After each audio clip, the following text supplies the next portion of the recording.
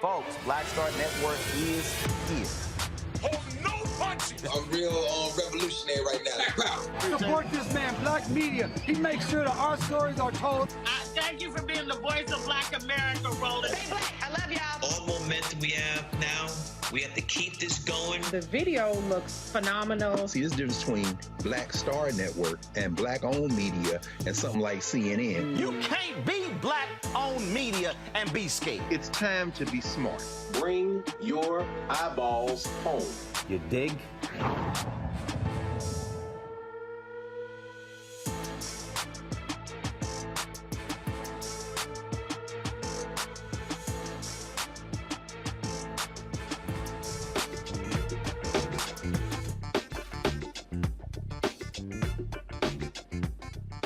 Today is Tuesday, September 27, 2022. Coming up on Roland Martin Unfiltered, streaming live on the Black Star Network, the Black Women's Roundtable will host its 14th annual Policy Forum series on Wednesday during the Congressional Black Caucus Foundation annual legislative conference. We'll be joined by Melanie Campbell, President and CEO of the National Coalition on Black Civic Participation, to give us a preview of that. Also, Fox News host Harris Faulkner and Kayleigh McEnany had something to say about me and Tiffany Cross, actually calling us President Biden's lapdogs for telling the truth about MAGA Donald Trump supporters. I'll show you what they had to say, and then I'll have something to say. Also, I'll be talking to Iowa's Democratic gubernatorial candidate, Deidre Dejear, who hopes to become the state's first black woman to lead that state. Also, a Colorado police officer is on administrative leave for leaving a handcuffed woman in her patrol car that got hit by a train. The video is shocking and stunning. If you ever wondered how colleges and universities get ranked, we'll have an author here who examined the process and explain how HBCUs keep getting screwed. In today's Marketplace segment, a black-owned cookware and utensil company. Plus, we'll have part two of our commemoration of the 40th anniversary of the environmental justice movement beginning in North Carolina. Folks, it is time to bring the funk on Roland Martin Unfiltered on the Black Star Network. Let's go. He's got it. Whatever the miss, he's on it. Whatever it is, he's got the scoop, the fact, the fine. And when it breaks, he's right on time and it's rolling. Best believe he's knowing. Putting it down from sports to news to politics. With entertainment just for kicks, he's rolling. It's on go, y'all. It's Roland Martin, rolling with Roland now. He's funk, he's fresh, he's real, the best, you know he's Roland Martin now.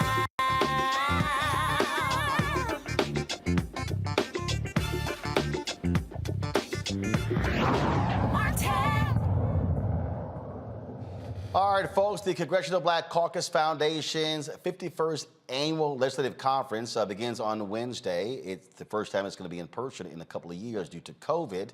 This year's theme is Advancing Our Purpose, Elevating Our Power. The Black Women's Roundtable is taking advantage of the number of thought leaders, policymakers, advocates, and legislators who will be attending the forum, holding their 14th annual roundtable, Power of Black Women. Joining us right now is Melanie Campbell, who is the convener of the Black Women's Roundtable, joining us from D.C. Melanie, obviously this is a big political year. Politics is what is being talked about all across the spectrum here. There are a number of people who are running. You look at some critical U.S. Senate races. There's not a black woman who's in the U.S. Senate right now. Sherry Beasley is running out of North Carolina. Congresswoman Val Demings is running out of Florida. Then, of course, you have other races involving African-American candidates. And so your assessment of where black women stand this year in politics who are running for office. But first of all, thank you, Roland. It's good to see you. And it's been a minute, and I know you've been on the road. You know, I follow you, and thank you for all you're doing to help us all fight this fight. It's a tough one. It's a tough year, but we were made for this because what's happening is we're still living through the backlash of really moving this country forward in the 2020 election and bringing it back from the abyss. And you still have folks now for black women, what we're feeling is the kind of pressure of owning our power really at the end of the day. And so there seems to be a rising attack on black people. As black women, we feel that threat. But part of what we're going to come together, the timing couldn't be better to do our gathering as we do every year, but we gather to lift each other up, but also have an opportunity to kind of huddle, especially in an election year like we're in. And we'll have some of that conversation as a part of the roundtable discussion, because we have folks here from Alabama who are going to be here all week. Tisha Daniels Jackson is one of the plaintiffs in the Alabama redistricting case that'll be in town. We got folks from LA coming in to talk about how going to utilize the music industry and how they can help with the social justice fight. So we'll have a myriad of folks from various backgrounds, as we always do, to come together to talk about it, looking at the data we had earlier in the year, see where we are, what new data is saying where we are, and then figuring out how we leverage our power in a time where we also have safety issues to even deal with. I was on a call earlier today talking about, when you talk about election protection, we got to also talk about safety now. We're at a different time, and we have to come together even more. And that's really what I think is important. And so many people, I think at the last minute, Roland, jumped on his planes because all of a sudden DC is about to be way crowded in the next few days. But we're going to party with a purpose as well. Well, you spoke of L.A. You've got Congresswoman Karen Bass, who's running for mayor of Los Angeles against a former Republican. Many people thought that it was thought she came in second in the primary, but when in fact, when all the votes were counted, she actually won it by 7 or 8 points. And so it still is a tough general election campaign. And so again, your thoughts as well as we look at these black women candidates. I was talking to a female consultant last week who was saying that many of these black candidates have been complaining that they're not getting the support from the Democratic Party. What have you been hearing? I'm hearing a little bit of that, right? I was, I'm not saying, I kind of stay on that C3 side of the wall, but I do hear things when but remember, the C3 is about endorsing. I'm just simply at that. Just your assessment of our black female candidates getting the right support. If you let me finish, my point is, I'm going to put my political analyst hat on, and I can say what I want to say. That's all I was going to say. So I was in Georgia. Well, Stacey Abrams is running for governor. There's a lot of enthusiasm, much more than I saw a month or so ago. And you mentioned Val Demings, and so it's like the numbers are there for Stacey Abrams to become the governor. The numbers are there for Val Demings to come to the Senate, as well as folks in North Carolina. The numbers are there. The resources need to definitely be there. People have a misnomer that that folks have all the money they need. They don't, and that's historical in the first place. But I on a personal level, I'm giving. We're telling folks, whatever the party does or does not do, we have to give. So I went to a fundraiser in Atlanta. A lot of I would call old money Atlanta. They're raising that money because they want to make sure that these candidates across the gamut, because you got people who are running for, there's a sister in Georgia who's running for Secretary of Agriculture.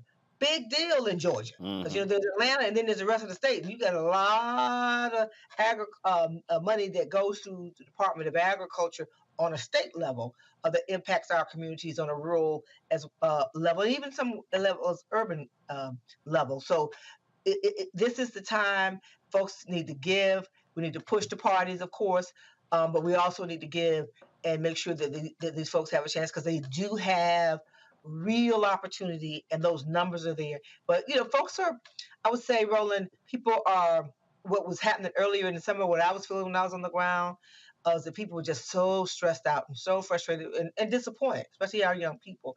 But there seems to be a growth of energy that's happening. We're getting ready next week, right after we get past Black Caucus. We're going to Cleveland. We're going to be in Florida, Georgia, Michigan, Ohio, and Pennsylvania with a Get Out to Vote, Power to the Ballot comedy tour and mobilization around those 5 states, as well as the other states that we work in, because we want to bring some joy to people, because that's part of it. People need to have some joy as people are dealing with, and we're still struggling coming off of COVID. We have not, in our community, a lot of people have still not really rebounded from COVID, whether it be the mental health stress or financial stress.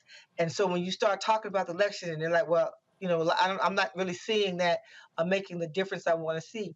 We have to show folks what's at stake, and that this still is unfinished business that we have, and be real with folks that we know we haven't gotten all we wanted, but we surely know that if we keep pushing, we can get that much further. And that's what we're planning to do over these next 42 days. You mentioned lots of enthusiasm on the ground there in Georgia for Stacey Abrams, but the issue that's always one, that is turnout. That is, of course, black folks vote, but what is going to be the percentage of that particular vote? And so does that also concern you when you look at various polling data, which shows that African Americans are concerned about how certain things, certain bills that have not gotten passed, For the People Act, John Lewis Act, Georgia Floyd Justice Act, and others, enthusiasm is going to be an issue. Recent polling data shows Republicans have a much higher enthusiasm than Democrats, around 78%. Democrats about 5 points lower. Independents are lower than that as well. Yeah, and then and I would say that one of the things that we did, Tommy Deutsch, with the national, he has the National Black College Alumni Hall of Fame, has the Kings and Queens competition there every year. Well, we did a Black Youth Vote session with young people from, several Black colleges and universities that were there in town, and it was also there for Power Rising. And so that's why I say the enthusiasm may not have been there earlier, but it's picking up because the young people were real clear what was at stake for them. And not that we put it in them, they said it to us. It was a listening session as well as a panel that our young people led. And I got a chance to sneak in and listen in into it. And they're fired up. They also shared that that we have to really go where young people are. Don't just think that you're just going to come to the campus. We got to get in the community, really bring folks. Everybody don't have a cell phone with access to the text messaging, all that kind of stuff. That's what we were hearing, and the fact that the ones that I talked to just in that setting were really, really fired up. The women that over the last 2 months going down, I've been in Atlanta and in Georgia a lot over the last few months, and I do feel the difference than what I saw like in June or July. But it's we all got to pull it in, and there's a strong coalition. So some of the people who will be with us tomorrow are from Georgia. Deborah Scott and Helen Butler and Felicia Davis and others who are on the ground. And we know that a lot of them working together on the C3 side and a lot of them on the partisan side. There's a lot of coalition work going on in Georgia that may not be polling, but as far as people understanding and building around that, I think there's just enough time for there to be a surge. And then also registration numbers of women are up. You hear that, we hear that broadly, that we're not immune to those numbers as well. It's a tough road. The biggest challenge I'm concerned about, Roland, is with all, we can mobilize all day, but we have those voter suppression laws on the books that when people want to try to play games, like for instance, while I was down there, one of the counties, they were trying to purge 36,000 people. I think it was Gwinnett County, I believe. But it was a county that had a lot of black voters in it. So Helen had to go to court and trying to fight that. So those are kind of the things that are not making it out there, that starting to happen where people are trying to play those kind of last minute games. We don't have the strength of the Voting Rights Act enforcement behind us right now to fight back on some of these cases. All right. Melanie, we surely appreciate it. Look forward to the session tomorrow. Thank you. Appreciate you, Roland. Thanks a bunch. Bring my panel now, Dr. Mustafa Santiago Ali, former Senior Advisor for Environmental Justice at the EPA, Randy Bryant, Diversity and Inclusion Strategist, Speaker and Trainer, and also Dr. Larry J. Walker, Assistant Professor, University of Central Florida. Glad to have all three of you here. Larry, you're there in Florida. That's going to be one of the critical states. You've got Ron DeSantis, who is running for re-election for governor against former Congressman, former Governor Charlie Crist. You've got Congresswoman Val Demings sitting at the top, facing U.S. Senator Marco Rubio. You've got DeSantis' recent shenanigans when it came to sending migrants from Texas through Florida to Martha's Vineyard, costing Florida taxpayers several $1 million. Now he doesn't want to explain where in the hell the money, when it went to actually donors to him. And again, you have that. We were looking at that state. We're looking at so many others as well. I mean, I just keep telling people over and over and over again, what this boils down to is who wants this bad enough. And the reality is you got a lot of pissed off Republicans who are mad as hell. And I saw a recent poll where 69% of Republicans said it was important for other Republicans to follow the lead of Donald Trump. I keep telling folks, the Republican Party is Trump's party, and we had better understand, if we do not vote, those folks, if they get in, we know what they plan on doing. Yeah, so they're trying to take us back. We already saw this recently the last couple of days, McCarthy, in terms of the platform, some of the things they outlined, and if they take back the House. And Roland, listen, this is all hands on deck. And I think, the last conversation you had in terms of, particularly the conversation you talked about with young voters, that's critically important. So not only in terms of young voters, but also those individuals that just became eligible to vote. But you're right, the importance of mobilization. And I know, Roland, we talked about on the show a lot in terms of the DNC and some of the other entities in the White House in terms of the coordination with some of these, Black, some individuals who are Black who are running for public office. Additionally, look, you talked about North Carolina in terms of what's happening in North Carolina and then here in Florida with Val Demings. Listen, this is critical. I think 538 had her down about 3.8% when it comes to Rubio. But it's really important that we take that Senate seat. You talk about Kristen DeSantis, and obviously DeSantis and the antics in the last couple of weeks. We know that this is part of political play is red meat for the base. But this kind of, decisions he made in terms of sending people up to Martha's Vineyard, that works for these MAGA Republicans. So listen, our counter has to be to tell folks, this is what you're going to continue to see over the next couple of years. If we don't take action, if you don't get out the vote, it's going to get a lot worse. And then, Roland, this is 2022. You and I both know in 2024, when we have the re-election, when the big chip is really up, that this could cascade if we don't stop it right now in 2022. And like I said, we don't take the necessary steps to get immobilized and give people a reason, particularly Black folks, a reason to vote. That not only in 2022, but 2024, we can encounter some serious problems. If folks really want to understand what we're dealing with here, Randy, I've done a lot of interviews lately for my book, White Fear. And the reason I've been laying out to folks why they need to read it. And I've had some conservatives really upset because of what I wrote. Well, to me, here's a perfect example. I'm going to show it in a second of what we're talking about, but also what is also driving Republicans. And I tell people this over and over and over again. You need to understand what you're up against and the kind of people that we're dealing with. And here you have it right here. So this is a recent study. Joshua Holland posted this here. And this is what it says. A new study shows that since 2008, more white people in the United States oppose welfare programs, in part because of increasing racial resentment. One of the reasons for this opposition, according to the report, is white Americans' perceptions that they might be losing their financial and social status while people of color make gains in those areas. That's why I wrote White Fear. That literally is the basis of my book. And I have been telling folks this, that white fear is what's driving the Republican politics.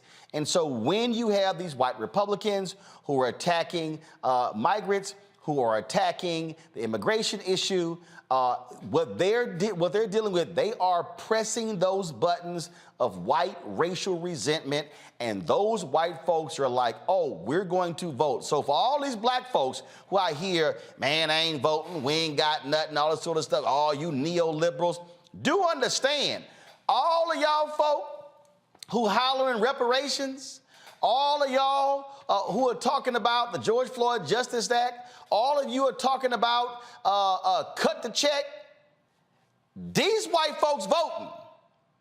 So y'all can run around and holler all day, man, I ain't gonna sit here and vote till I get something. Oh, these white folks are voting, and go ahead and mess around and let them turn out in huge numbers in November. See what happens.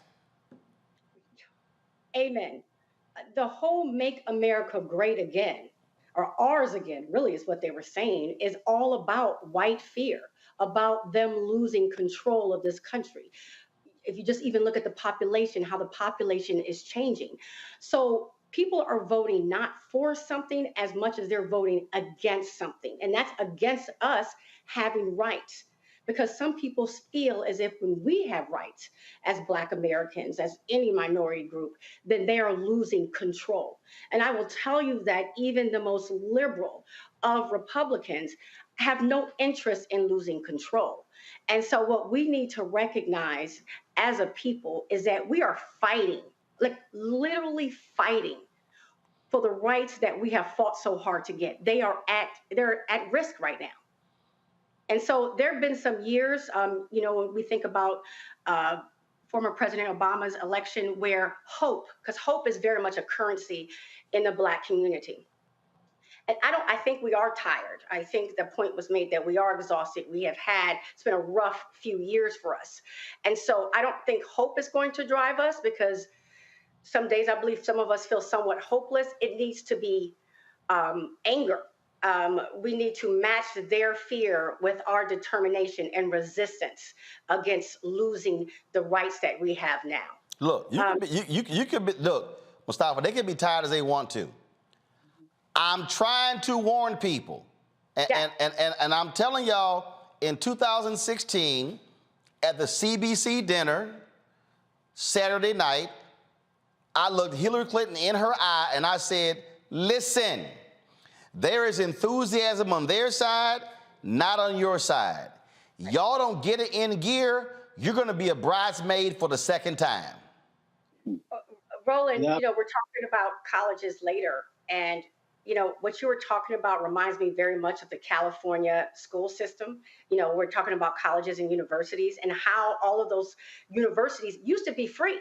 Remember, they used to be free. And what happened was too many minorities and Black folks were getting in. And so people voted to actually, make them where they were profitable, charge money, specifically the exact same situation. So this has happened forever, that when people feel as if they're losing control, they will literally vote against their own interests just to shut us out. Mustafa. I mean, I agree with everything that the panelists shared. I mean, folks, we just got to realize that, what the game is. We know that if Democrats are no longer in control, and Republicans vote at higher numbers than we do, that the courts are going to continue to change. And we know how that has such a huge impact inside of our community. So we can't afford to have more conservative judges being put in place on all levels. So whether you're voting for local, the county, the state, or the federal, it's incredibly important. We also understand that when we were going through COVID, if it wouldn't have been for the Democrats, there would not have been the same amount of resources that are out there. Senator Biden has done President Biden has done all kinds of things, from the Inflation Reduction Act to right now the Bipartisan Infrastructure Act. It's our responsibility to take advantage of these opportunities because they may not be here moving forward in the future. So if you're a business owner, there are opportunities for contracting and subcontracting that's going on. We wouldn't have Ketanji Brown Jackson sitting on the Supreme Court if the Republicans were in control. I mean, there's a laundry list of things that have gone on. And yes, we have to continue to push the Democratic administration to do better and be better. But we understand what's happening on the other side of the equation and would literally take us back decades, removing the progress that we've had if they get back in power. Yeah, I just keep trying to explain to people, what is happening here is no joke. And people, they can keep dancing around this. They can keep saying, oh, man, I hear these fools, oh, you just trying to sit here and get Black folks to vote Democratic. I'm trying to tell y'all, these white folks out here are pissed off that we are 21 years away from the nation becoming majority people of color. They are pissed off. They were pissed off that a Black man became president. They pissed off a Black woman as vice president. And I'm telling you, that's why all of this stuff with critical race theory, they hate the 1619 Project. They can't stand diversity, equity, inclusion. They hate multiculturalism. They hate all of that. These folks are absolutely fired up to turn out. And they are even more pissed off that Black folks turned out in Georgia in 2020 and put Ossoff in and put Warnock in. And remember, Ossoff won a 6-year term. Warnock fulfilled the term of a retired Republican, Johnny Isaacson. Now the real issue is whether or not he can beat Herschel Walker for the full 6-year term. And they absolutely do not want him to win.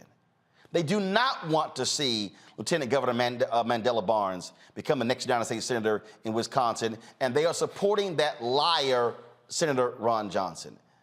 Folks, I'm telling y'all what's going on. If you're in North Carolina, Sherrod Beasley lost in 2020 to be the Chief Justice of the North Carolina Supreme Court by 400 votes. Democrats could have had a 6-1 majority on the state Supreme Court had she won. Now they have a 4-3 majority.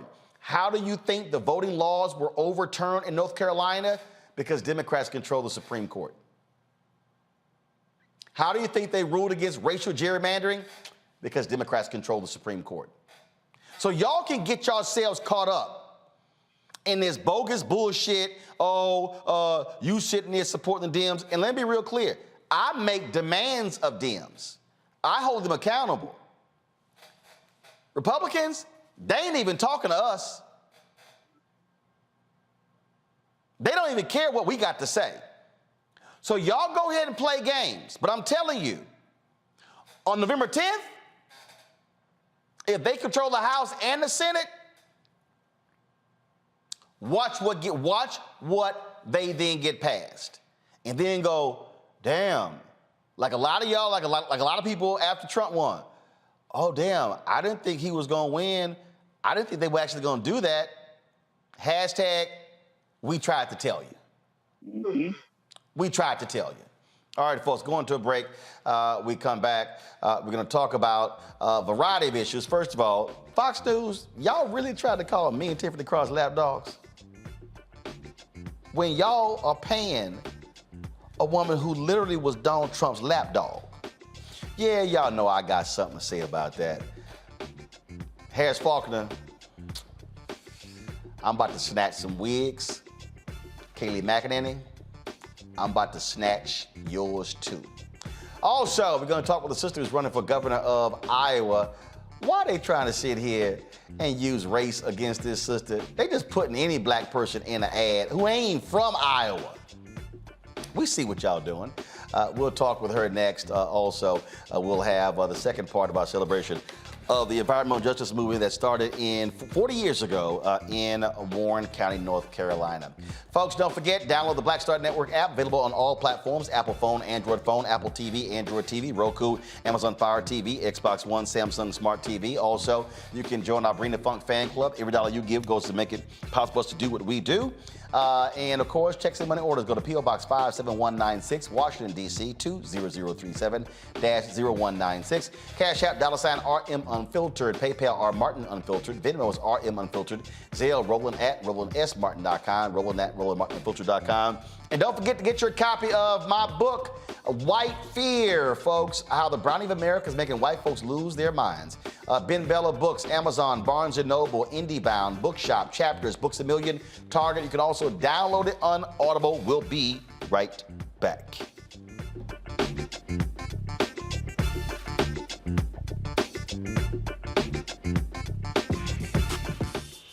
When we invest in ourselves, our glow, our vision, our vibe, we all shine.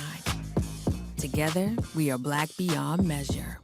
Hatred on the streets, a horrific scene, a white nationalist rally that descended into deadly violence.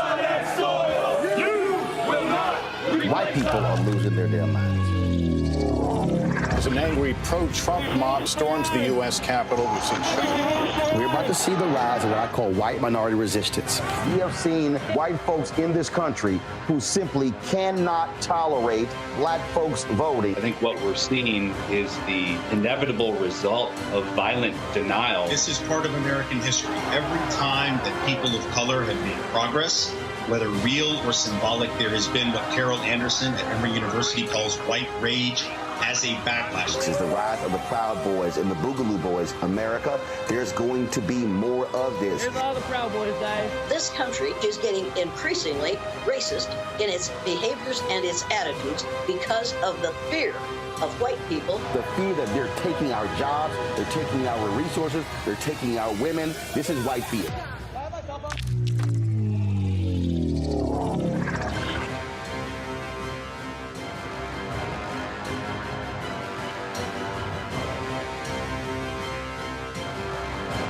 We talk about blackness and what happens in black culture.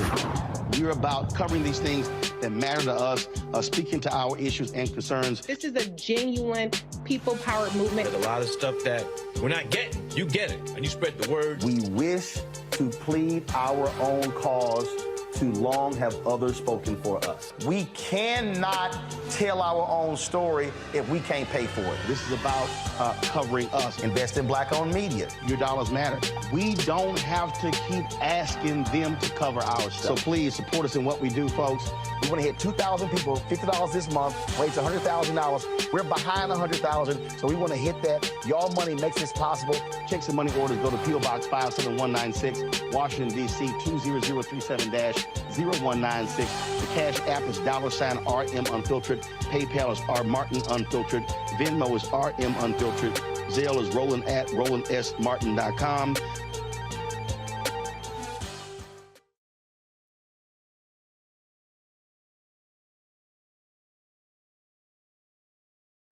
Hi, I'm BB Winans. Hey, I'm Donnie Simpson. What's up? I'm Lance Gross, and you're watching Roland Martin Unfiltered.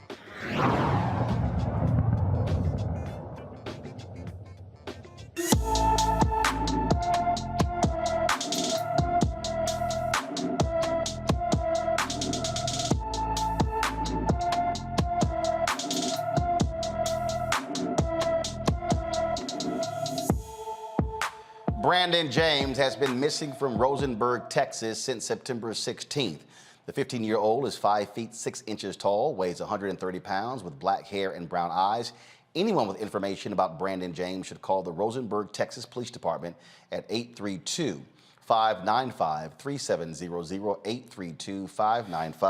832-595-3700. Folks, to see incompetence meet preposterous, you need to look no further than a Platteville, Colorado cop. The Platteville officer's parked car gets hit by a train with a female suspect handcuffed inside. Yeah, this actually happened. Here is the video. Is that Hart? No, that's time check. Oh my God.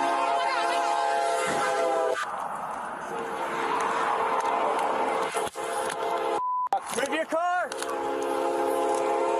Stay back!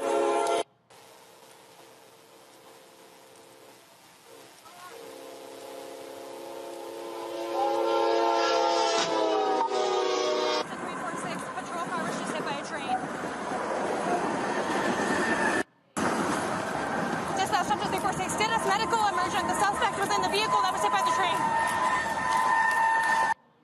On September 17th, the Platteville police officer pulled over 20-year-old Yereni Rios Gonzalez after a road rage report that Gonzalez was tailgating and brandishing a gun. Gonzalez was handcuffed and put in the patrol car while the officers searched for the alleged firearm. Gonzalez sustained a head injury, broken arm, a fractured sternum, 9 broken ribs, broken teeth, and injuries to her back and legs. The officer is unidentified and is on administrative leave.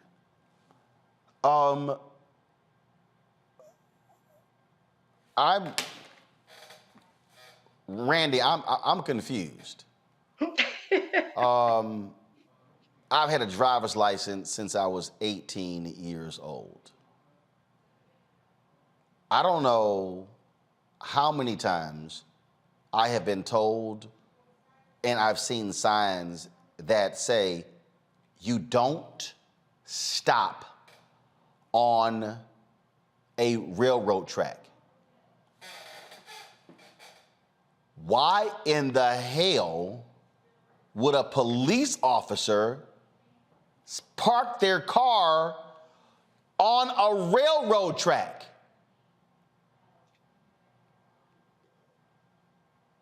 You just got to call dumb. I mean, it's just, she's clearly not an intelligent human being. And, you know, as a former teacher, you want to give everybody the benefit of the doubt, but undoubtedly this person is just not bright. And it's disgusting that she is in a position where she affects so many people's lives. You know, that the suspect could have died. Yeah, it's almost even hard to, it's so incredibly ridiculous, it's hard to even talk about. And then that she gets to be on administrative leave, which means, as always, she gets to be paid for making such a gross judgment of error. It's just disgusting. I just don't, I mean, administrative leave, Mustafa? I mean, you're a cop. You park on a railroad track. How hard is it to stop someone on either side of the track? Right. I mean, you know, this is just ridiculous. It's ridiculous for a number of reasons. First, a police officer, the model that they grow up with, what is infused into them is to protect and serve. Of course, we know that we don't often see that in relationship to Black and brown communities. Here's the other thing. Folks, when you watch this video, count out how much time they had to actually pull that sister out of that truck. When I called it off, it was about 7 to 8 seconds at least. I want you to think about all the times you've also seen police officers put their hands on somebody, slam them to the ground, drag them around. So there's no reason that, remember, there are 2 officers there, that they could not have reached inside of the truck and pulled that individual out. It's really that simple. Because evidently they didn't value that person's life and they froze or freaked out in that moment. But that is unacceptable. If you are going to handcuff someone, then that means you have taken away their ability to actually, defend themselves, to actually be able to move and to navigate. So you have a responsibility, once you place that person in those handcuffs and put them in the back of your truck, that they are now your responsibility. Their life is in your hands, and you put this individual's life in danger. And she's just extremely blessed that some angels must have reached down and put their arms around her, since the police officers didn't want to protect her and kept her here on this planet. Larry, again, head injury, broken arm, fractured sternum, 9 broken ribs, broken teeth, injuries to her backs and legs. Damn, she is lucky she is not dead. So when you see that video, you would assume the person didn't survive. Yeah. So Mustafa said the point that talked about angels. Yeah, she had several angels looking over her, because when you see videos like that on television and it actually happens, usually the person doesn't survive. But this is like a bad episode of Keystone Cops. How could you possibly leave a patrol car on the tracks? I mean, Roland, just today I drove past, it was a train that stopped, and, the ladders, the ladders come down, and, right, you have the X right there. How could you possibly park right there? I mean, it's negligence. And listen, those officers should be fired. You can't put someone's life in danger. Let's not forget that train is an engineer or several engineers. So not only could you have killed the person who was in the police car, but you'd have also killed the engineer, any of the individuals who were on that train. And it wouldn't even talk about the amount of cost of money that it costs in terms of the incident. So it's really not acceptable. Those officers should be fired ASAP. And it's just fortunate that, like you said, the suspect wasn't killed. But it's one of the most shocking videos I've ever seen. Yeah, absolutely stunning. All right, folks, let's go to our next story. And that is one of the sisters who is running for governor in this country, not just Stacey Abrams. In Iowa, small business owner Deidre Dejear is facing off against Iowa's current governor, Republican Kim Reynolds. Deidre joins me now from Des Moines, Iowa. Deidre, glad to have you on Roland Martin Unfiltered. Already, your opponent is trying to say you are a boogie woman. You're going to be sitting here defunding the police, trying to tag you with race. They put together a commercial that features Congresswoman Cori Bush, which I don't understand. She's in Missouri. She's a member of Congress, and you're running for statewide office in Iowa. Yeah, thank you, Roland, for having me on this show. I have always been a great admirer of you when I was even a broadcast news student in the year of 2004, which was a very, very important year between 2004 and 2008. And so I'm really grateful to be on this show. But you're right. My opponent released an ad the latter part of last week. And when I initially saw the ad, The ad has her sitting at a coffee table with a TV in the background with a Black woman. And I originally thought, oh, she found a Deidre lookalike. And the closer I looked, it was actually a news story that Congresswoman Bush had been featured in, talking about the subject of defund the police. And then the ad followed with scenes that were of riots that did not take place in the state of Iowa. And she went on to talk about somewhat of an imaginative story of what's happening in the state. And it's unfortunate, but I'll tell you what it is in all honesty. This is truly a figment of her imagination as it relates to this ad, because she's not focused on Iowans right now. Nothing about that ad was about Iowa. And the fact that she had to go and find B-roll from another congresswoman in the state that wasn't Iowa was just unfortunate. But just yet another example of why we got to get rid of leadership like that. It's interesting when we see how these things are playing out. The Republican Party, they are absolutely trying to push the buttons of race, and that's what that was all about. Featuring a Black congresswoman from Missouri, then showing riots. What they're trying to say is, vote for me, the white woman, because this Black woman, she's scary. Yeah. And the fortunate part that I have is that I'm running in a state like Iowa. And I know that we're about more than 90% white, but over time, this state has been able to really rise above the fray. I call us the Petri dish of progress, despite the numbers that we have as it relates to communities of color. The state has always tried to be progressive and move us forward. And I also like to tell people about what happened in the state of Iowa. Nearly 100 years before Brown versus Board of Education, our state desegregated schools for a little 12-year-old Black girl that was in rural Muscatine County in the state of Iowa. Her father was an attorney, and he was homeschooling her and realized that she was going to get a shot. She needed to go to public school. And it was at that point in time that Iowa made a decision that no matter your race, no matter your gender, every kid in the state should have access to a strong quality public education system, which is true to who we are. We've been number one in the past. And what's firing Iowans up right now is that we're 18, 19 on the list. And it's because we have a governor right now who's defunding our systems. And so rather than talking about her record, she then, instead of talking about her record, she wants to talk about defunding the police. She wants to talk about Congresswoman Bush. And that's not the play right now. And Iowans aren't going to accept it. I didn't even really have to say a whole lot about it. Roland, Iowans stood up and talked about how saddened they were, how disgusted they were, that that's where she wants to take things. She's insistent on driving wedges between people, including two Black women, states apart. When it comes to, obviously, Iowa is an overwhelmingly white state. What has been the reaction to your candidacy? Here is someone also who is very conservative. You look at the state Supreme Court there as well. Iowa used to be, some consider it to be, a purple state where you had Democrats and Republicans, depending upon what election year. But it has gotten increasingly red over the last several years. It's gotten increasingly red over the last several years. That's a true statement, but we're not done yet. The fact that we were purple meant that we would swing from one side to the other. And, we're swinging. We're kind of stuck on the other side right now with our current leadership. But Iowans are waking up to the fact that she is an extreme. The people who are receiving me across the state aren't just Democrats. They're independents. They're Republicans. And you want to know the issues that they want to talk about? They want to talk about education, and they want to talk about choice. They're upset with the fact that our governor wants a 6-week abortion ban in the state.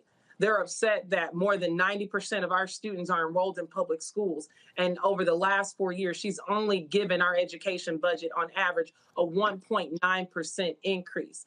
She decided at the end of session last year that she wanted to take $55 million of taxpayer money to fund the private tuition of 2% of our students, rather than fix the whole system that is in dire need of investment. She is clearly out of touch. And the reason why I say that is because she is in alignment with so many of these extreme measures that are coming across extremist Republicans' desks. And the common sense Republicans in our state are standing back from that. That bill that I told you about, 28 Republicans who have been in lockstep with her the entire session said, we're not voting on that. We're not saying yes to that. And many of them were up for re-election, or many of them were up for retirement, but about half of them were up for re-election. And this governor, because they stood out and stood up for their communities, decided to get people to primary those folks who stood up for what was right, and she helped them raise money. And those Republicans are no longer in office. So she's being divisive, not just amongst Democrats. She's being divisive amongst her own party folks. Questions from the panel. First off, Larry. Yeah, so you highlighted some really important points regarding Iowa and education. And I wanted to talk about, we talk about the state is, extremely rural. How are you getting that message out about, you talked about education and where Iowa was and where it is now. How are you getting that message out on, like boots on the ground? How are you in terms of travel, in terms of volunteers? Talk about that a little bit. That's a good question. So I have a little uniqueness about me. I'm originally from Jackson, Mississippi, as city as it gets, right, in the state of Mississippi. My great-grandmother, they were sharecroppers. And I moved to the state of Oklahoma when I was about 11, 12 years old. And many people know Tulsa, the scene of Black Wall Street. That's where I went to high school. And so I made my way to Iowa and met a man from Oklahoma who came from a cattle ranching family. And so I'm able to connect with rural Iowans in a way that particular Democratic candidates have not on a statewide level because they have typically been urban candidates.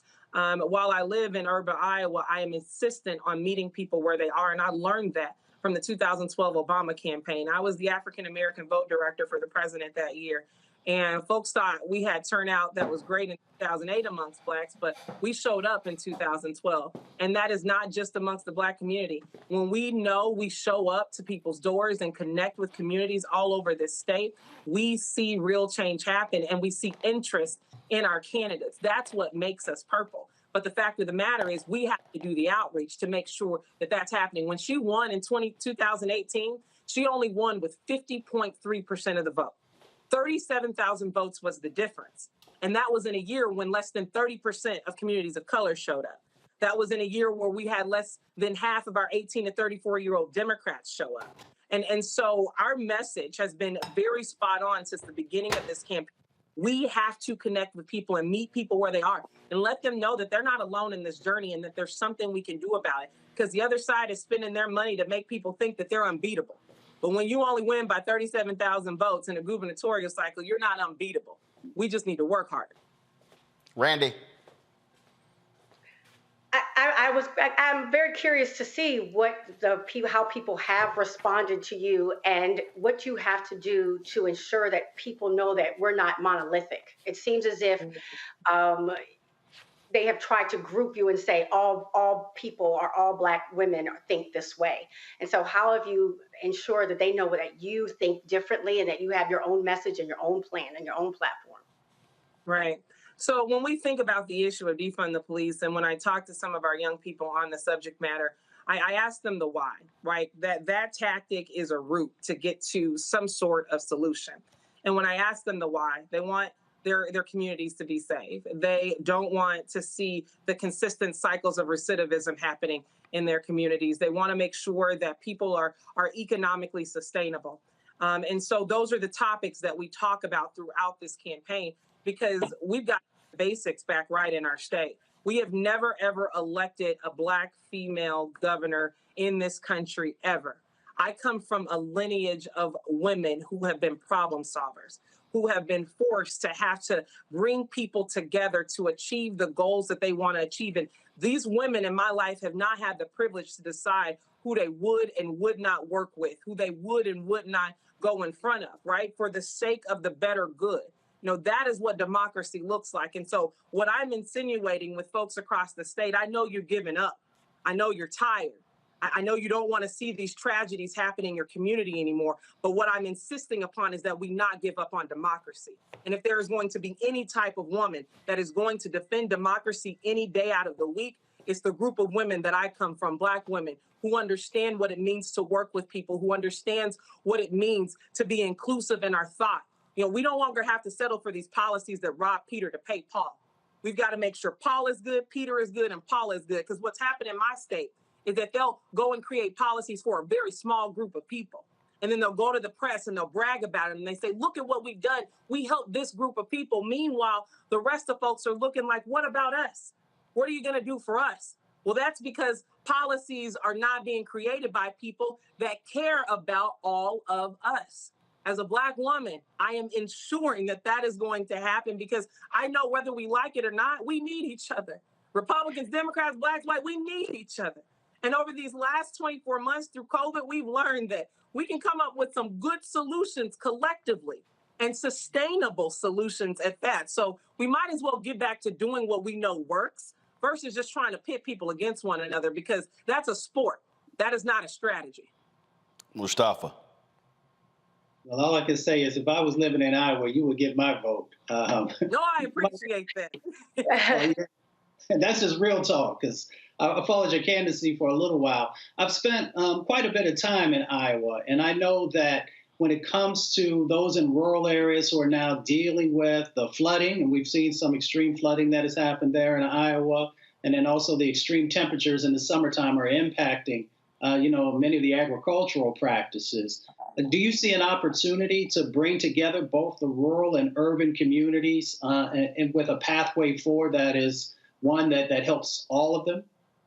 Absolutely. Absolutely. And honestly, that's the work that we're doing right now. The issues that we're talking about are not Republican, Democratic issues. And unfortunately, our rural communities are feeling it quicker than our urban communities. You know, I live in an urban community and we have corporations and nonprofits. And when our schools aren't doing well, when people are hungry, we've got the safety nets.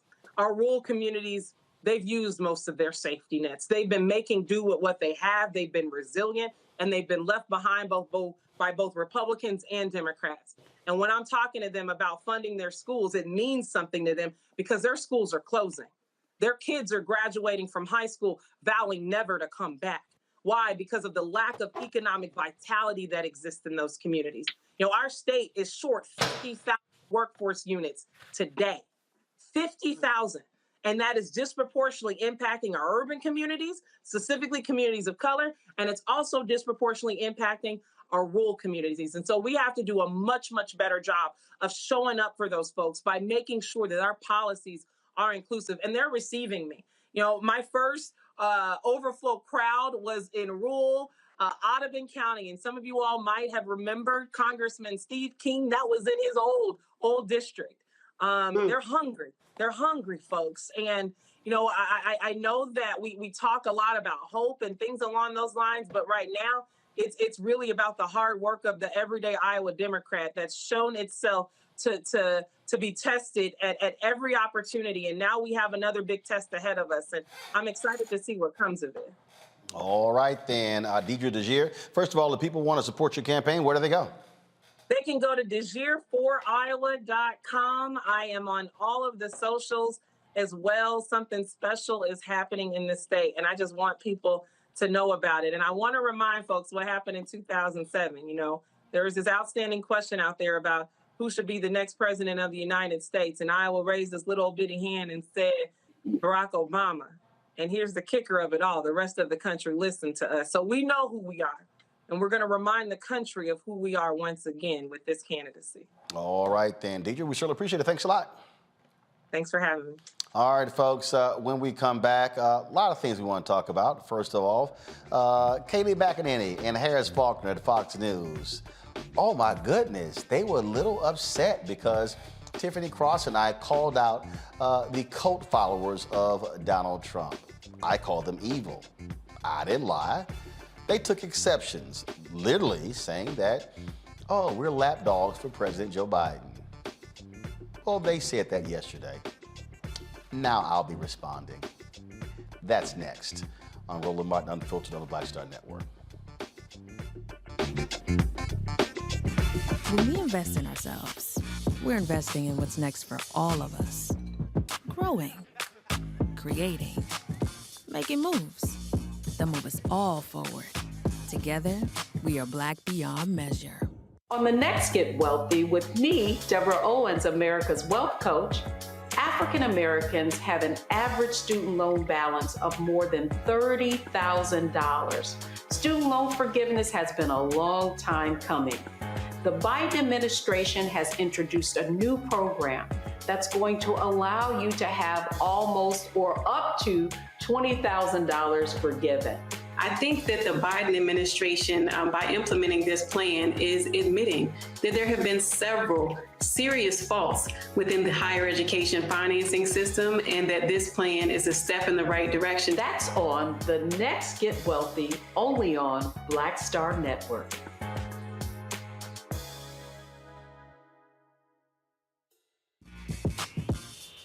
When we invest in ourselves, our glow, our vision, our vibe, we all shine.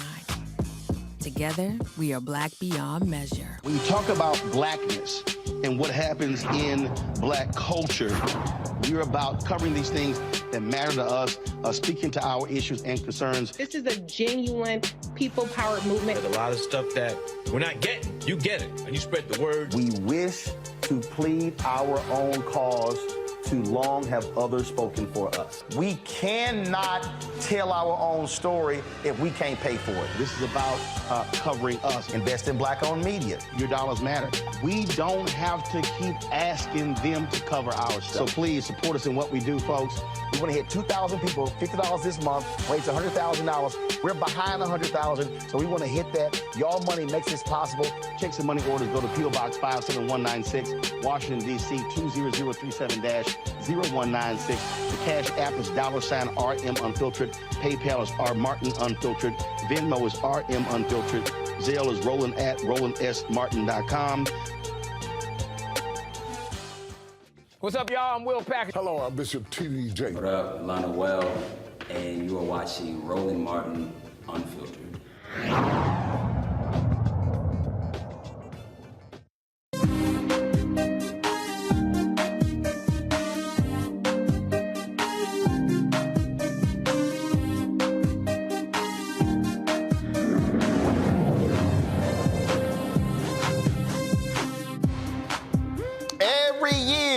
We see college universities hyping their rankings in the U.S. News and World Report's college and university best of the universities. I'm talking about folks go crazy. Oh, we've gone up. We ranked this number, this number, this number.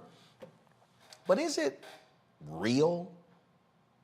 Is it marketing? Is it to sell copies? Is it to brand U.S. News and World Report, a magazine that actually doesn't even exist anymore? It's really just a website. Well, in many ways, it screws HBCUs in their rankings. The author of Other People's Colleges, The Origins of American Higher Education Reform, Ethan Risk, took the time to examine how the college rankings began and how historically Black colleges and universities fare. He joins me now from Reno, Nevada, where he's professor of higher education administration of the University of Nevada. So, Ethan, glad to have you on the show. First, look, you take Forbes rankings of billionaires. First of all, they throw on the dart at stuff. And they've had Donald Trump on that. We know he wasn't no damn billionaire. You look at a lot of these other lists that come out. Truth be told, these are marketing opportunities, branding opportunities for these media outlets. And they've now become like the thing of all things, as if they're really, really legitimate. Isn't that really the case with this U.S. News and World Report college ranking?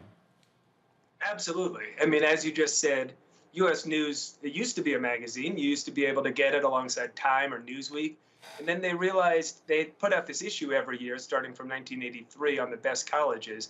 And eventually they realized that was the only thing people were paying attention to U.S. News anymore for. So that's all they are. They don't do journalism anymore. They just do this ranking, and they make a bunch of money off of it.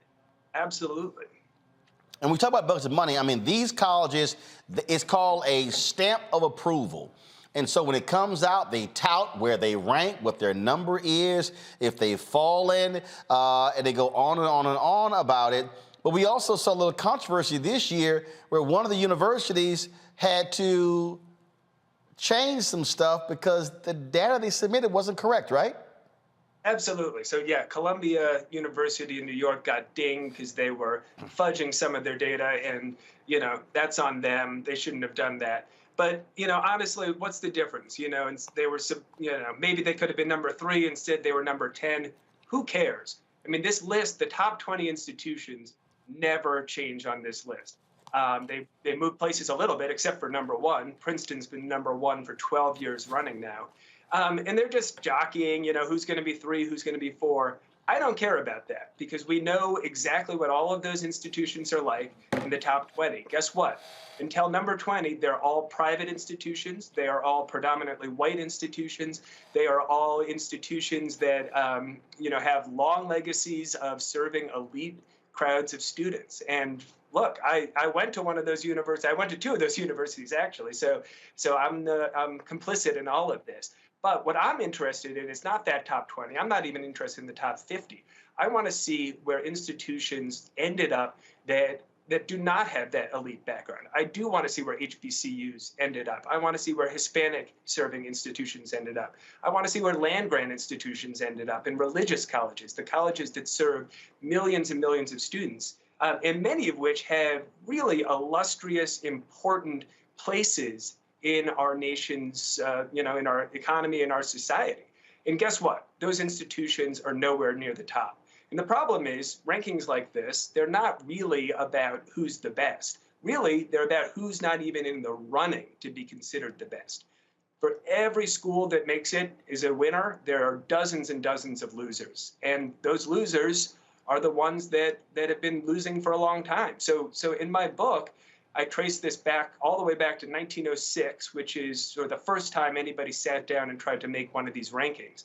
The Carnegie Foundation did it, and it was an incredibly exclusive list. Guess what? There were no public institutions on there. There were no black institutions on there. There were no women's colleges on there. There were no land grants on there. There were no religious colleges on there.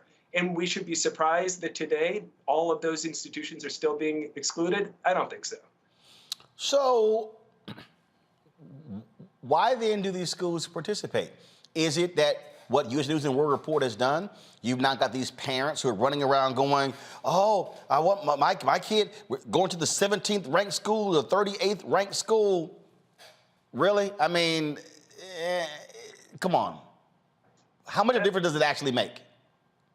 That's a very good question. Now, you'd have to go to the institutions and talk to their leaders about that.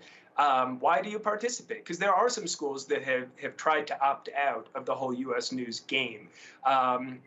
A lot of schools still contribute to something called the Common Data Set, which U.S. News pulls their data from. But you could even opt out of that. So I don't really know. I mean, there must be some hope, hope against hope, that maybe this will be the year they're not excluded. This will be the year that the rankers have a little bit broader understanding of what counts as quality. But it never happens. Walter Kimbrell, who's been president of 2 HBCUs, just left Dillard. He was at Philander Smith in Little Rock. He's now interim in position there at Morehouse. He talked about this very issue on his Twitter feed, how unfair these rankings are to HBCUs. And so speak more to that in terms of just, so first of all, from the reports, who do they rank as the top HBCU? Is it Florida A&M? No, nowhere near the top. So the only one in the top 100 list of the top 100 universities is Howard, and it's at the bottom of the top 100. It's number 89. It is tied with the Colorado School of Mines, which I'm not trying to criticize. Hold up. The what? Mines. The Colorado School of Mines? Mines, yeah, mining. Wow. I'm sure it's an amazing institution, but when you compare sort of the importance, the recognition of Howard University in the nation's capital, the alma mater of Vice President Harris, Thurgood Marshall, Toni Morrison, I could go on and on. That's showing up as 89 on this list. And guess what? That is the absolute best that any HBCU does by a long shot. There's no other HBCUs even on that top 100 list. For most of the ones that the famous ones, the elite HBCUs, you need to go over to their liberal arts colleges list. And there you need to keep scrolling and scrolling and scrolling. You will see Spelman fairly high up in the 50s, but then you have to go down and down to get to Morehouse, and then you have to go way down into about 150 to get to Fisk, to get to Tougaloo. These institutions are ranking alongside colleges that, look, I'm a professor of higher education. I know almost every college, and I haven't heard of some of these colleges that they're getting ranked alongside. I wrote some down. Spelman was tied with Principia College in rural Illinois. I'm sure it's a great college. I've never heard of it. I have heard of Spelman. Morehouse College, Dr. King went there, tied with Randolph College in Virginia. It's got about 500 students. Damn, I live in Virginia and never heard of Randolph College. What, me? I live in Virginia and never heard of Randolph College. Fisk University, it's behind something called Covenant College in Lookout Mountain, Georgia. Fisk! Du Bois went there, come on! It's Fisk University in Nashville, and it's ranking in the 150s. Something is wrong here. Something is up. That is absolutely crazy there. Let's see here. Larry, you're a professor there in Florida. You got a question for our guest? Yeah, so thank you. I had to read your book. So we're in higher ed. We understand that this is rigged. So the institutions you talked about are R1s, research one institutions with large endowments, Harvard, Cal, Berkeley, all these other institutions you highlighted. So one of the things I want to talk about is in terms of the metrics they utilize for U.S. News and World Reports in terms of PWIs and his HBCUs, which is something I think is missing. Can you talk a little bit about the metric they don't use? And when we talk about HBCUs, Howard, Spelman, et cetera, they still educate a large number of first-generation students who are Pell eligible, who also are more likely to come from underserved backgrounds and then go on and contribute to the U.S. economy. So can you talk a little bit about some of the more tangible metrics that you and I know that are really important in higher education that are not utilized by U.S. News and World Reports? Absolutely. So I will give them a little bit of credit. So historically, that's not been considered at all. In the past couple of years, they have started including some metrics specifically on that socioeconomic diversity scale, looking at the number of Pell Grant recipients, but it's a tiny percentage of what goes into the overall ranking. And surprise, surprise, it hasn't changed anything about those 20 institutions at the top. They're all still there. So it's not moving the needle at all. And absolutely, you're right. You know, when you look at schools that have the ability to move students from one socioeconomic class to another and do it in significant numbers. Now, you know, Princeton can do whatever it wants. It can take a student, Pell-eligible student who grew up in extreme poverty, and they can throw all of their resources at that student. They have billions and billions of dollars in the bank. And sure, they can make that student excel. But guess what? That's a drop in the bucket. That's not the average Princeton student. You go to Howard, you go to FAMU, you go to Prairie View A&M, and that is the typical student there. And a lot of those students are doing incredibly well after college. They are, exactly as you say, really contributing. And that's the type of story that you never see represented in the rankings like this. Hey, your question. Randy? Oh, I'm sorry. I didn't hear you say my So name. good. Well, Go ahead. Go ahead. As a proud graduate of Tuskegee University, and my mother was a professor at Hampton University, I'm really interested in this subject. And thank you for doing the research. I've always said to people, pay attention to whom you've learned certain information.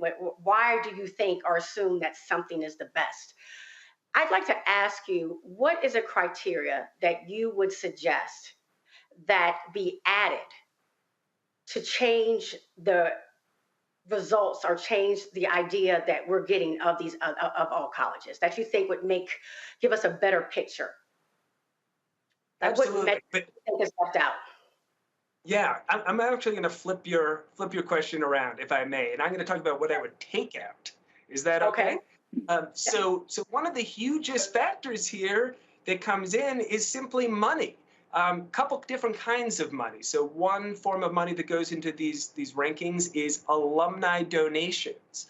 How much money do you get from your alumni? Now they can sort of cook that number by saying, well, we look at the percentage of alumni who donate, not just the total dollar amount. But guess what? You know, a school like Princeton, not only does it have wealthy graduates who came in wealthy and then left wealthy, they also have full-time staff, you know, working the phones, getting all of their students, all of their alums to contribute.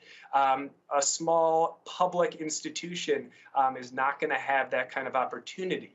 Another kind of money, endowment, that goes into these factors as well. How big is your endowment? That affects all kinds of things. And that's one of those things. You go back to the early 1900s when these lists were put together. Who made it on the list of the top schools? They looked at your endowment. They said back then, you know, if you didn't have an endowment of at least $1 million or so, you couldn't get on the list. Guess what? That means you're handicapped from the beginning. You're kneecapped, excuse me, from the beginning, and you're never going to make it ahead, because how do you rise up in the rankings? By having money. Well, what if you don't have any money? Then you're screwed. So that's the type of thing that's going on. And then there's a third kind of money that I would want to see at least de-emphasized, and that is research and grants money.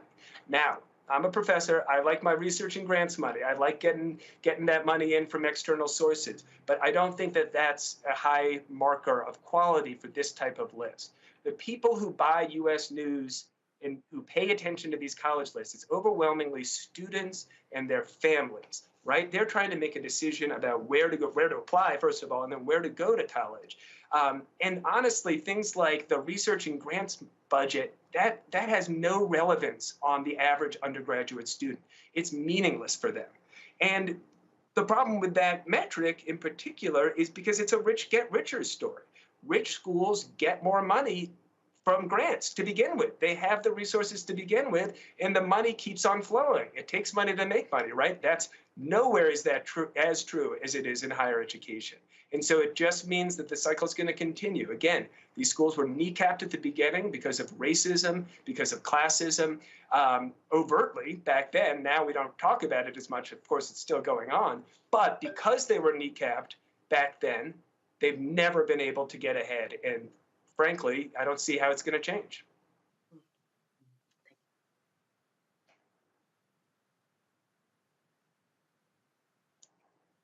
Alpha.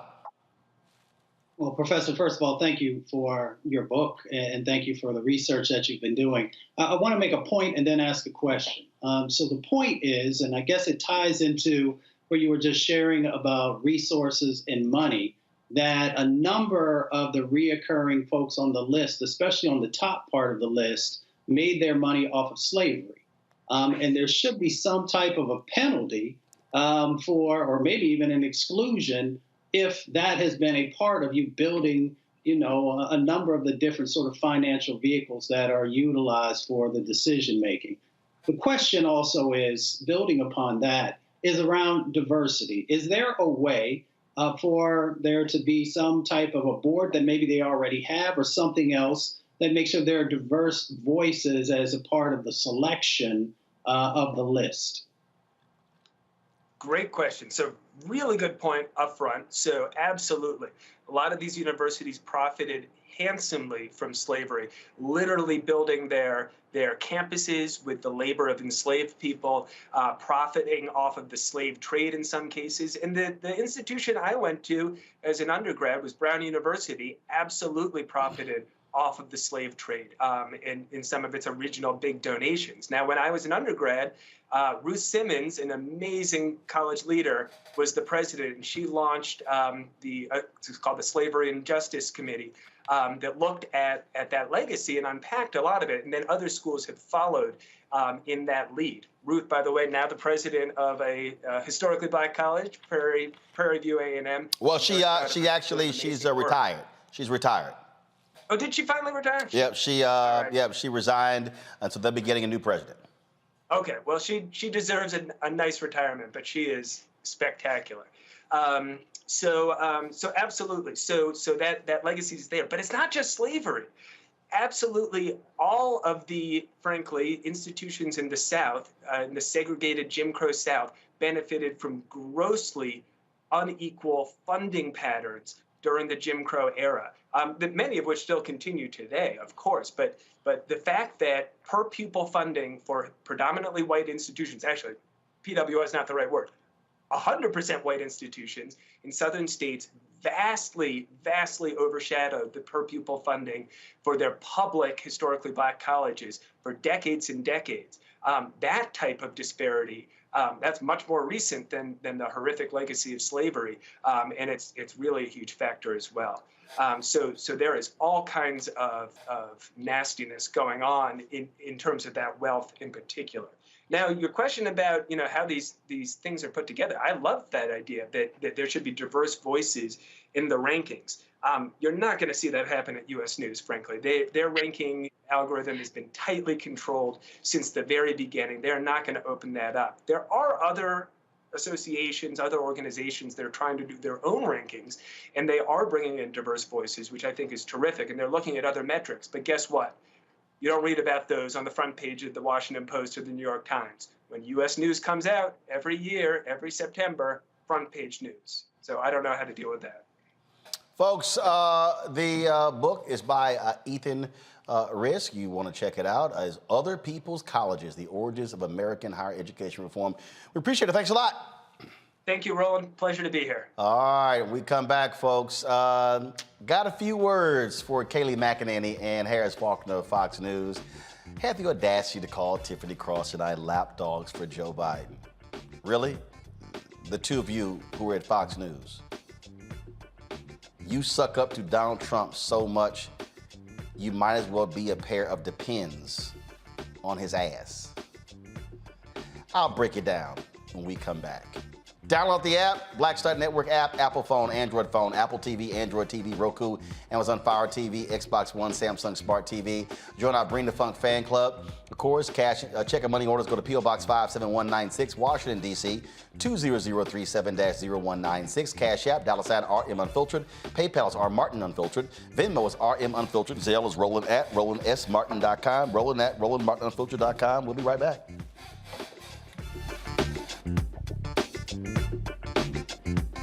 When we invest in ourselves, we all shine. Together, we are Black beyond measure.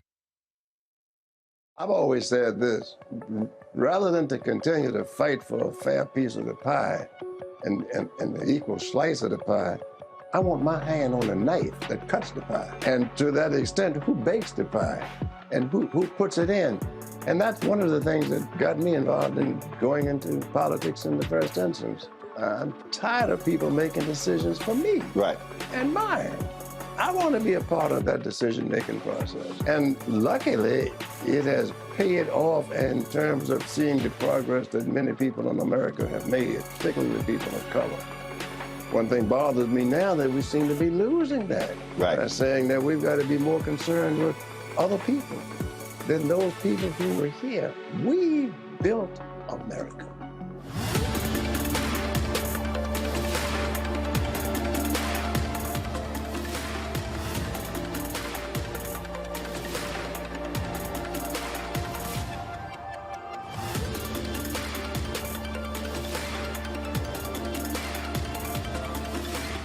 When we invest in ourselves, we're investing in what's next for all of us. Growing, creating, making moves that move us all forward. Together, we are Black beyond measure. Hatred on the streets, a horrific scene, a white nationalist rally that descended into deadly violence. White people are losing their damn minds. As an angry pro-Trump mob storms the U.S. Capitol, We're about to see the rise of what I call white minority resistance. We have seen white folks in this country who simply cannot tolerate black folks voting. I think what we're seeing is the inevitable result of violent denial. This is part of American history. Every time that people of color have made progress, whether real or symbolic, there has been what Carol Anderson at Emory University calls white rage as a backlash. This is the rise of the Proud Boys and the Boogaloo Boys. America, there's going to be more of this. Here's all the Proud Boys, guys. This country is getting increasingly racist in its behaviors and its attitudes because of the fear of white people. The fear that they're taking our jobs, they're taking our resources, they're taking our women. This is white fear.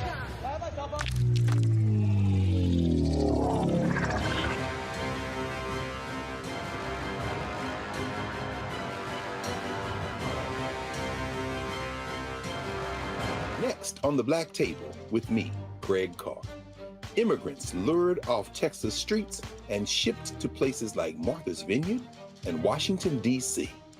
Believe it or not, we've seen it all before. You people in the North, you're so sympathetic to Black people, you take them. 60 years ago, they called it the reverse freedom rides. Back then, Southern governors shipped Black people north with the false promise of jobs and a better life.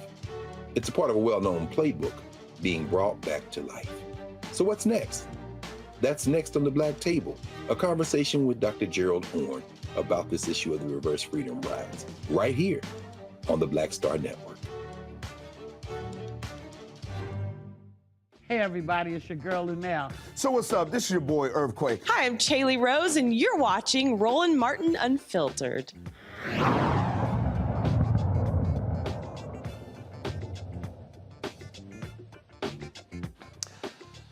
All right, folks, there is a saying that we're all familiar with. That is, hit dog will holler. Well, whenever you hear people start whining, complaining about something someone else says, typically that means that hit dog will holler. Two hit dogs hollered on Fox News, Kayleigh McEnany and Harris Faulkner. They were discussing a segment that I did with Tiffany Cross on MSNBC, and they decided to share some thoughts. Here is their segment. To that point, it is dangerous when you take half of a country, Harris, and say, I'm putting you in this box of, as our president said, a threat to democracy, clear and present danger, the language he has used. And then what has been interesting is it's not just him. Some lapdogs have followed the president's orders and using the same language. Let's take a listen. Obviously, Republicans, I think, are the biggest threat to democracy. We don't separate right-wing extremists and Republican Party anymore. And these days, it feels like we are not just at the brink of a civil war, but that one has already begun.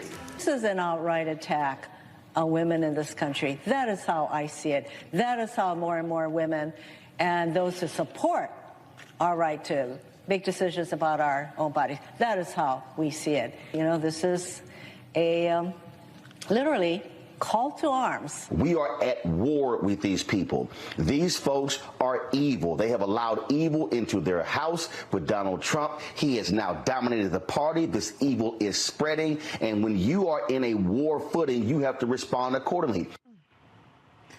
You know, that kind of talk is so irresponsible.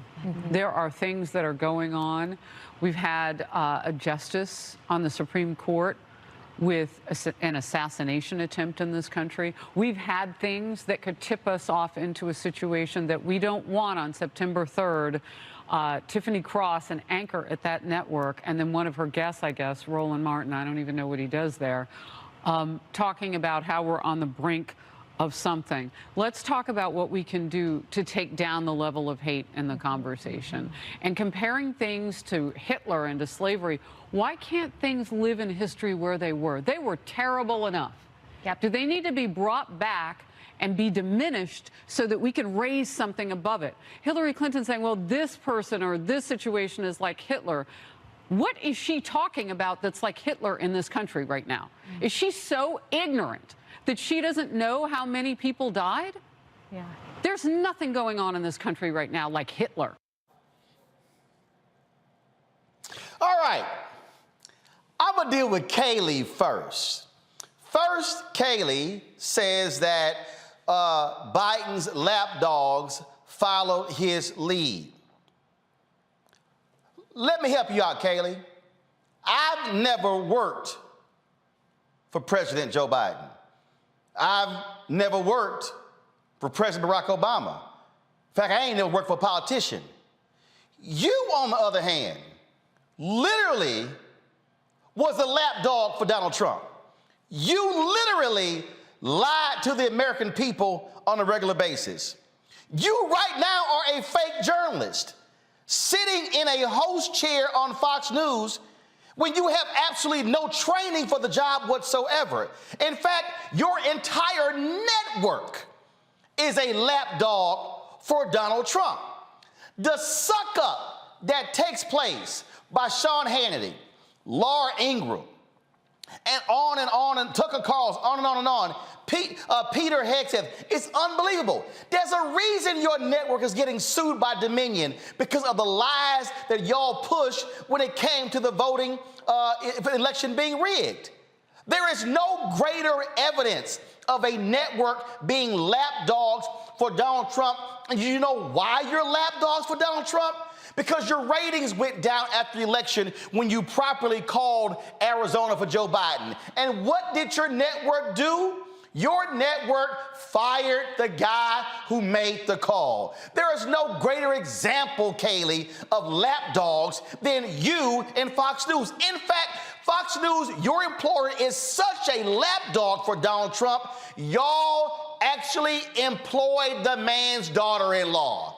How much more of a lapdog can you be when you are employing the daughter-in-law of Donald Trump?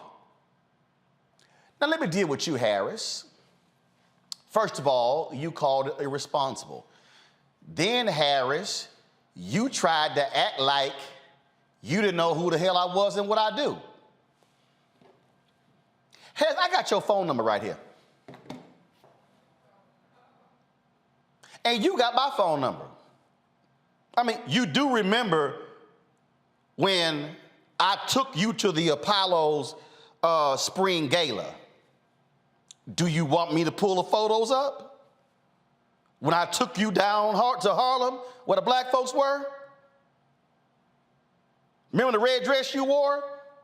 Oh, do you want me to pull those receipts? I don't even know what he does for the network. It's called some basic-ass research, Harris. I don't work for MSNBC. Y'all invite guests on Fox News all the time. So maybe you should do some research and know that I was an invited guest on Tiffany Cross show, and I don't work for MSNBC. Typically, Harris, I'm sorry, you know how this works. If someone is a Fox News contributor, you say Fox News contributor. If they're a guest, you just simply say who they are. That's what Tiffany did. So please don't try to sit here and be dismissive and act as if you don't know who I am, Harris. Well, you know exactly who I am, which is why when you co-hosted the NABJ award ceremony in Miami, you and I talked there as well. Yeah. So don't let me bring out the black receipts on you, Harris Faulkner, and don't play this game with your audience. Now, you actually said, oh, the comments were irresponsible. I'm going to show you irresponsible, Harris. And what I think is irresponsible is when you're supposed to be a so-called news anchor. First of all, Tiffany Cross is not a news anchor at MSNBC. She's a show host, not a news anchor. You should know the difference between being a news anchor. Now, you are a so-called news anchor at Fox News, Harris Faulkner. You actually said what's irresponsible. I'm going to tell you what's irresponsible when the New York Attorney General, Letitia James, lays out by detail how Donald Trump has cheated when it came to his financial records. This is how you responded, Harris Faulkner, on Fox News.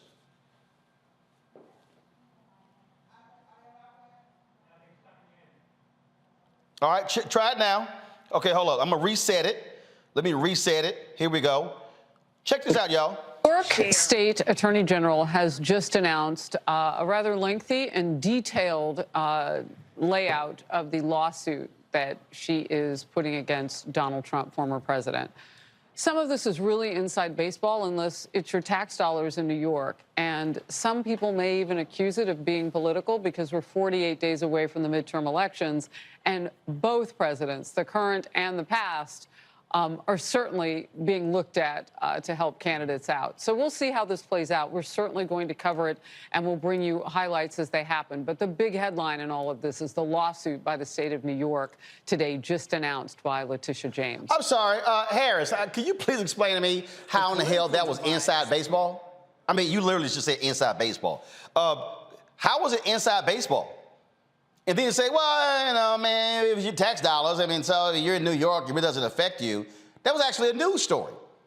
Harris, that was a perfect example of what it means to be a lapdog when y'all broke away from the news conference and you were unwilling to show the full news conference because you know your boy Donald Trump wasn't going to be happy. But in fact, the real reason, Harris, y'all didn't want to show that full news conference is because your audience did not want to see it. It's the same reason, Harris, that y'all are unwilling to even talk about the January 6th hearings.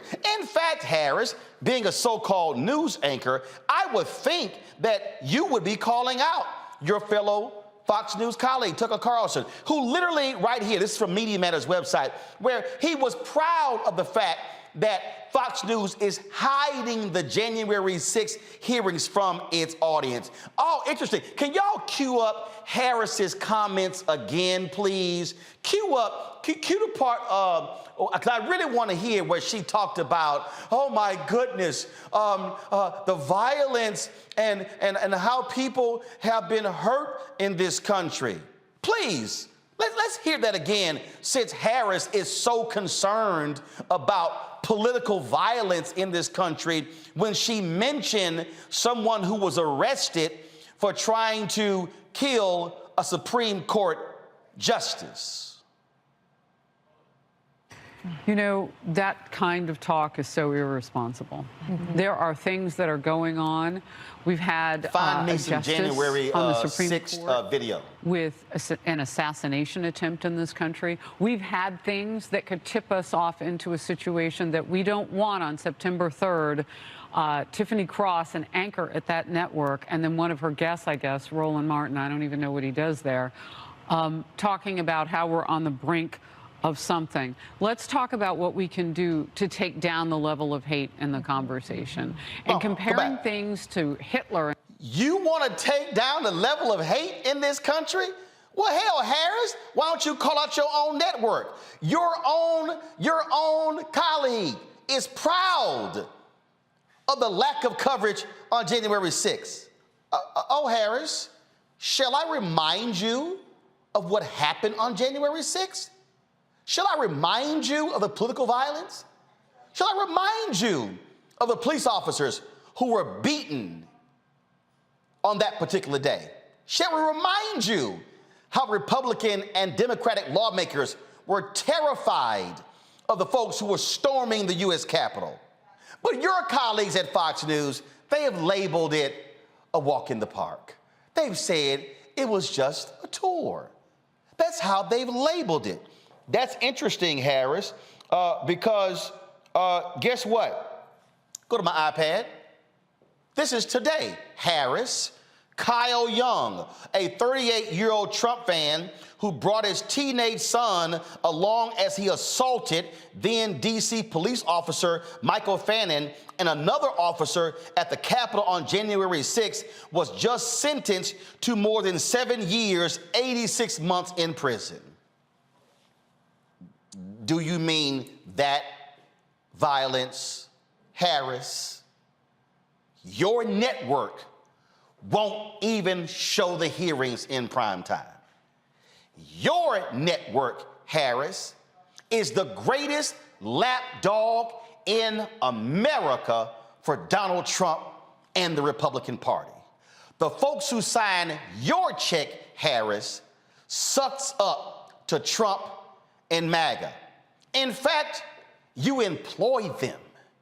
You celebrate them. You tout them. You praise them. You sit next to them on the couch, Harris. And so if you want to actually have a discussion, Harris, you got my cell phone number, because I damn sure got yours. Call me. You want some, y'all got a man who sits in that center seat there? Why don't y'all call this man if you want to have a debate, if you want to have a conversation? And then, Harris, you have the audacity to say, oh, we need to dial down the rhetoric. Really? This here is the video page for Media Matters. Here you have Tucker Carlson praising the recently elected fascist in Italy. Yeah. Right there. You've got other Fox News hosts on here who do all they can. You're gonna love this one since you're concerned about violence, Harris. Here you got Fox anchor Shannon Bream says it's just not good optics for DOJ to arrest suspect who allegedly assaulted an elderly man outside an abortion clinic. Wow.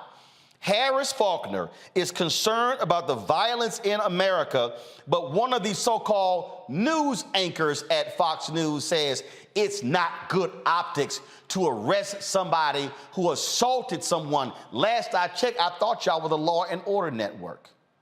I thought y'all actually cared about those things. You know, it's interesting when I hear Harris say, oh, how we need to dial down the rhetoric and things along those lines. That's real interesting when on your network, Harris, on your network, this is what your dear leader said. On Fox News, Donald Trump says immigrants are poisoning our country. Is that the rhetoric that you want to dial down, Harris? Ain't that something?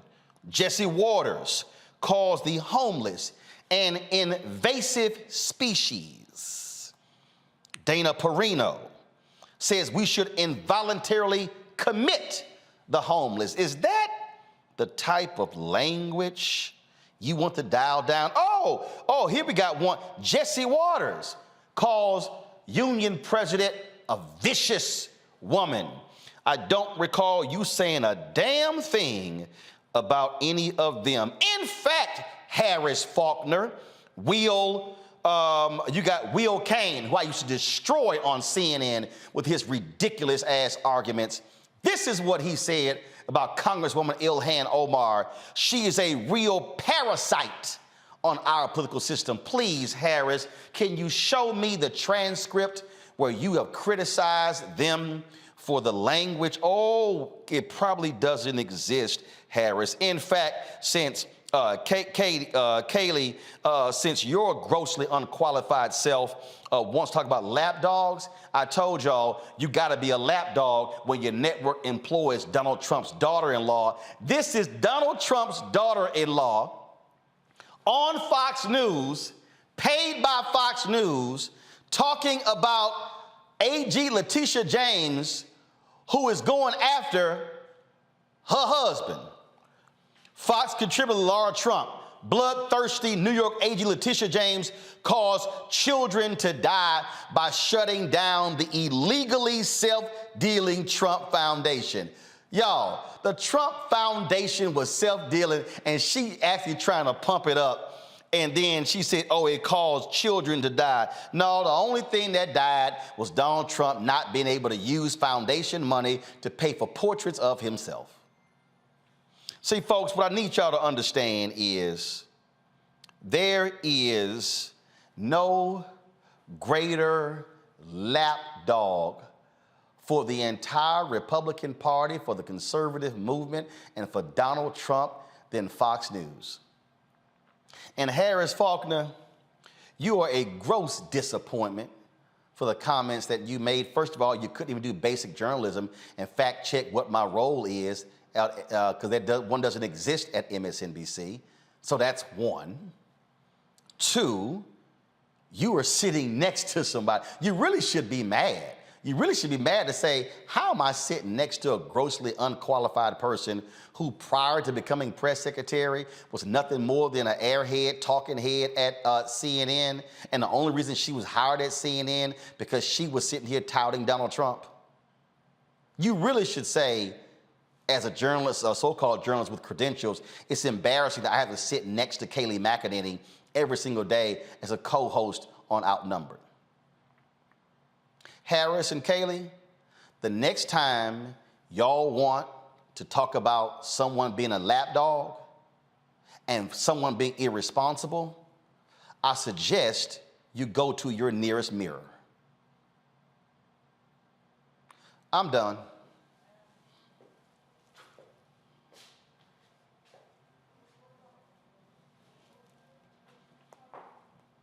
Y'all can go to break. I'm done.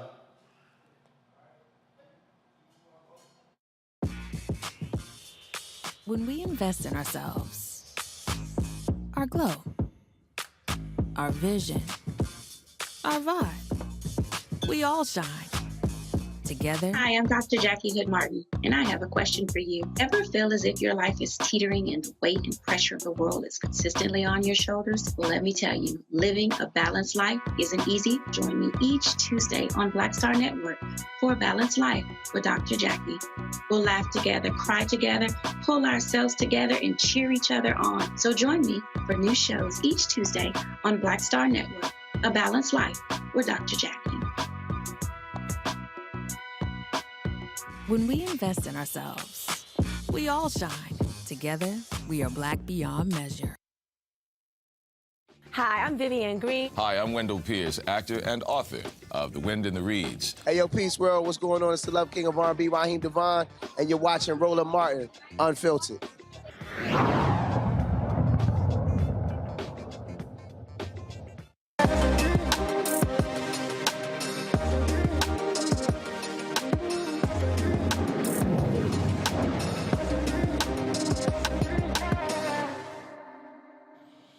All right, folks, we often feature Black-owned businesses, as we do every Tuesday in our Marketplace segment. And did you realize that African Americans also are into cookware? That's right. My next guest is a Black-owned cookware company putting their love into pots and pans. Joining me now from Canada is Leah Boateng, owner of Mercy Cookware and Company. Did I pronounce the last name right?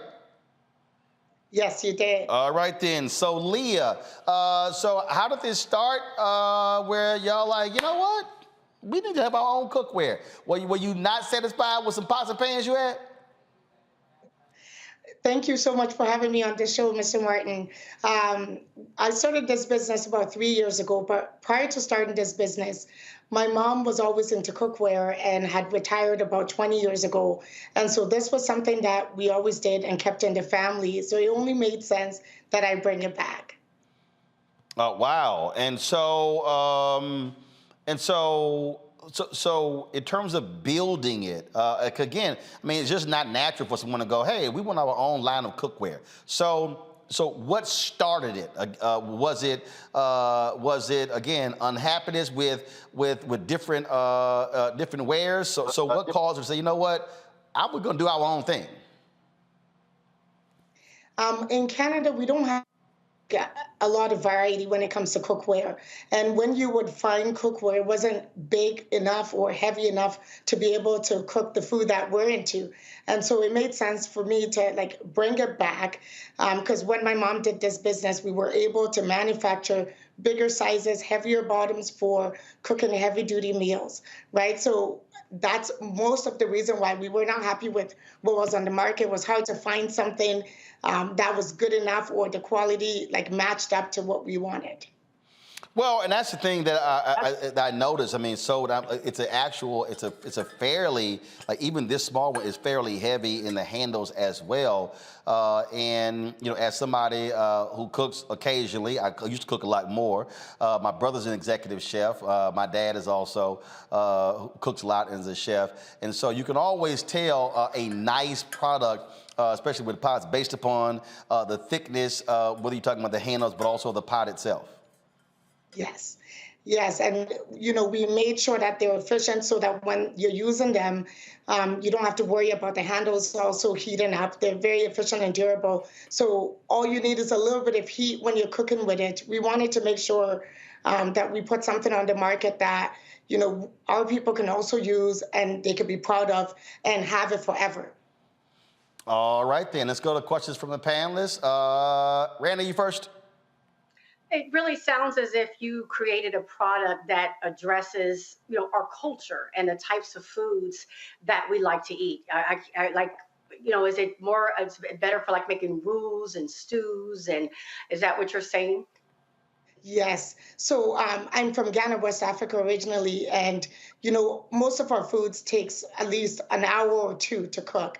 And so when you're looking for cookware, you need something that will be able to hold up without it burning. And that's exactly what our brand brings to you, so that you don't have to worry about having to change pots and all of that stuff. And then we also make them bigger in sizes as well. So that way you could cook bigger meals without worrying about, is it going to fit and all of that stuff. Fantastic. Larry. Yeah, so this is really great. Glad you're on the show. So cooking within the Black community is really important. Obviously, Roland talked about the quality of the container he has. Can you talk a little bit about how you're marketing this, right? Because, so like I said, cooking and in Black communities intertwined. So how are you marketing this? I'm quite sure that a lot of Black people, not only, throughout North America and abroad, would love to purchase your products. Yeah. So, and when I first started this business, I mostly just showed it to friends and family, and they were able to help me spread the word, get it out. And then eventually I got onto Instagram and Facebook. I have a website as well. And on Instagram, I've been so lucky because I've gotten other, Black organizations to also post my products, which has really given me a lot of visibility. I do my best. I put it out there every chance that I get. And even being able to get on this show is going to do a lot of wonders for my small business. Mustafa.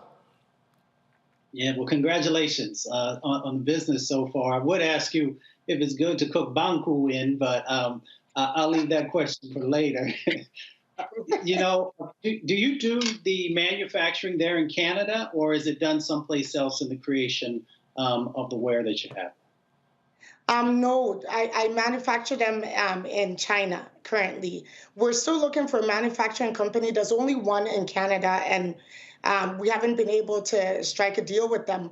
I'm actually open to even manufacturing in the U.S. if there's a company out there that is willing to do it for us. So far, not yet. I would love to bring it here and manufacture them here. So you earlier mentioned you talked about larger pots. So first of all, how many different items do you have? Currently, I have 3 different sets. I have the one that you have is what we call the Sika set, and that one comes in 5 sizes, and it comes in either rose gold or the gold. I sent you the rose gold one. But it comes in rose gold or gold. And then I have another set called the Obapa set, and those are even bigger, the sizes. And that one also comes in a set of 5. We also currently have a knife set right now. And I have a skillet as well that's nonstick. So what's your largest pot? How many quarts?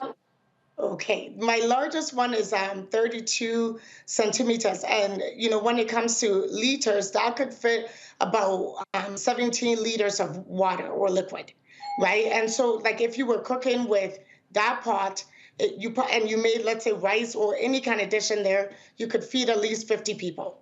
No, so you don't see, guys, realize, my grandparents from Louisiana, so we do gumbo.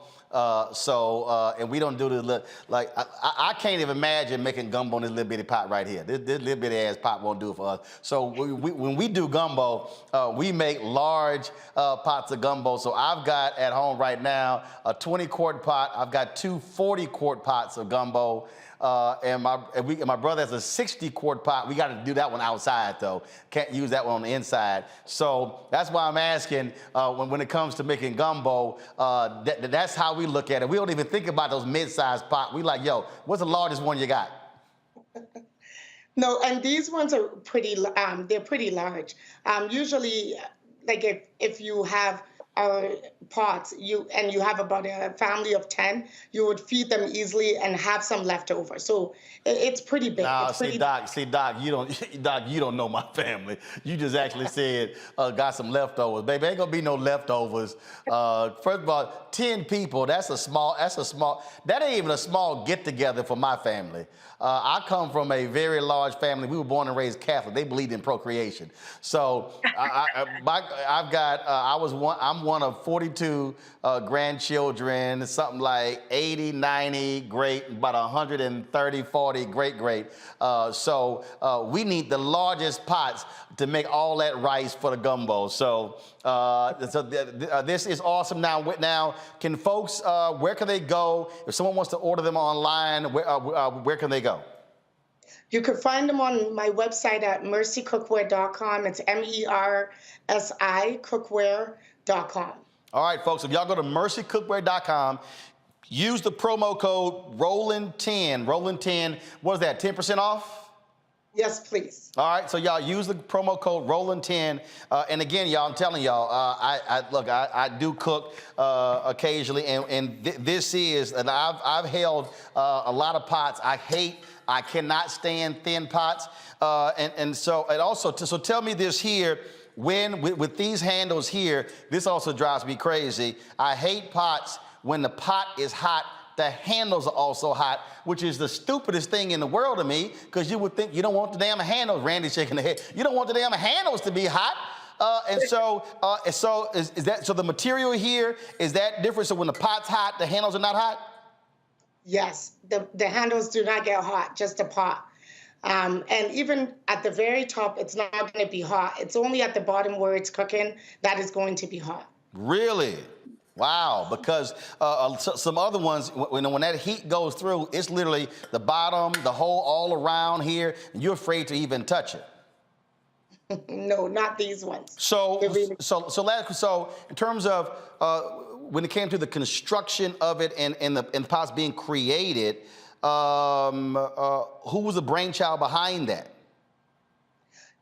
My mom has given me lots of tips and ideas, running this business. But again, like I said, I grew up around it. And so it takes me forever to even come up with a set. To develop, from development until I actually have the product, takes me at least a year and a half. Wow. I try it myself before I put it out there on the market. Wow, so you take it through all of the rigors, and then once it meets your approval, then you're like, okay, now we can manufacture it. Yes. All right, that's pretty cool there. And also, very wise, y'all can see here, she's got the Mercy branding everywhere. So you see on the handles, as well as on the lid here, and then on the bottom. So you're not gonna let anybody mistake this your pot? No. No chance. All right, y'all, go to Mercy Cookware, MERSICOOKWARE.com. Use the promo code Roland10 and get that. Look, we certainly appreciate you joining us. Good luck, and hopefully we can sell a lot. And again, it's a really well-constructed pot. So glad to have you on the show. Thank you so much for this wonderful opportunity. All right, thanks a bunch. All right, folks, we went a little long with some of the other stories, and so I did not get to the second part of the 40th anniversary of the equal justice, environmental justice movement. I'm gonna run that tomorrow, but Mustafa is here. I interviewed him when we were in North Carolina on Saturday, so I'm gonna let him just share his thoughts again on the event that took place on Saturday, the announcement from the EPA, but also the recognition that those brothers and sisters are finally getting for creating the environmental justice movement that we know today, which began in Warren County, North Carolina in 1982. Yeah, it was a transformational moment. And Roland, thank you for being there and actually, recording those amazing leaders who are still with us. You had young children, you had elders who are literally laying down in the roads in Warren County, North Carolina 40 years ago to stop cancer-causing chemicals from coming into their community. There were 7 other locations across the state of North Carolina that was better suited for those PCBs, which are cancer-causing chemicals, to be placed, but they decided to place them in a lower wealth Black community. And because of their just amazing dedication to not only stopping what was coming in that moment, but also thinking about future generations, the environmental justice movement was launched. And of course, now environmental justice is not only a top priority for the president, but it is also now across the world, literally, where folks of color and lower wealth communities are standing up and saying, no, you will not place these types of things in my community. No, you will not poison my community. No, you will not disinvest in my community. And even when we see the climate movement now, a lot of that is built on the blood, sweat, and tears of the early leaders in the environmental justice movement. So thanks to Dolly Burrell and a number of other folks who stood up against injustice and stood up for protecting lives. All right, then. Before we go, so first of all, YouTube, why y'all tripping? We should be at 1,000 likes, so we got 98. Y'all hit the doggone like button right now. So first of all, Larry, let's see, who are Gumbo fans here? Larry, Gumbo fan? Randy, Gumbo fan? Huge. All right, Mustafa? I'm a vegetarian, so long as it's gumbo vegetarian, which is very rare. Dog, don't sit your ass down. You can't be a part of this conversation. We ain't having this So I gotta go ahead and smack Natron Means. This fool gonna sit here, y'all, and post on the YouTube channel. He goes, "It's too much meat in gumbo." First of all, Natron, I don't know what if your ass wants some soup. Go have some damn soup. Just have some tomato soup. Go have some chicken noodle soup.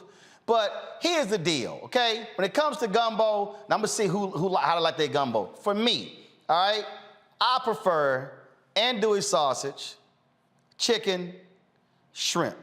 I like to keep it simple. Some folk like okra. God bless her soul, Leah Chase, when she got on me when I told her, I said okra was too slimy. She's like, don't you say that. And so some folk like crabs. I don't like all them damn crabs. I ain't trying to break nothing apart. That ain't my deal. And so Larry, what meat do you prefer in your gumbo? I like the sausage. You said your crab, and that works for me. Makes less flavor to it. Okay, that's just too much. All right, Randy, you? You have to have crab. No, you don't. No, you don't. Yeah, you have to have. No, you don't. I mean, it was funny you said about the meat. This woman said the other day, they said black folks even put meat in our vegetable soup, and we call it vegetable soup. You damn right we do.